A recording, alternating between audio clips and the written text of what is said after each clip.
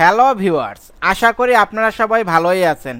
আজকের ভিডিওতে আমি গুগল ক্রোম অথবা ফায়ারফক্স ব্রাউজার থেকে অনেক সময় অ্যাডমিট কার্ড ডাউনলোড দিতে গেলে ডাউনলোড হয় না।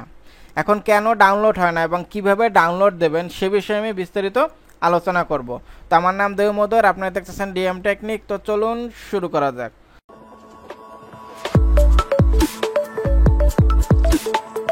তো প্রথমে আমি একটা অ্যাডমিট কার্ড ডাউনলোড দেওয়ার চেষ্টা করি, সেজন্য এখানে ইউজার আইডিটা কপি করে এখানে পেস্ট করে দেই,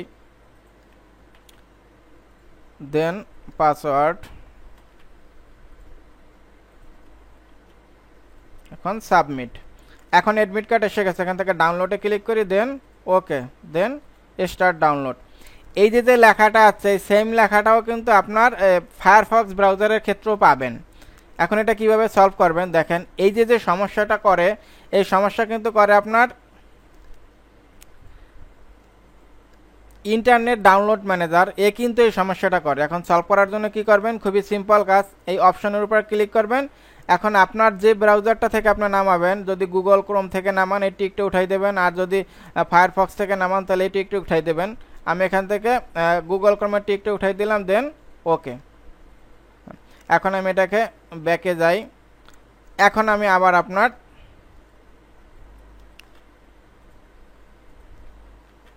ইউজার আইডি দেই, পাসওয়ার্ড দিই, পর সাবমিট, ডাউনলোড।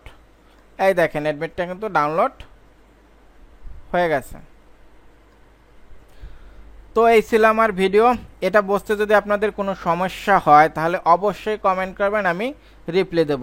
ভালো থাকবেন সবাই, নিজের খেয়াল রাখবেন। Thank you, bye, take care.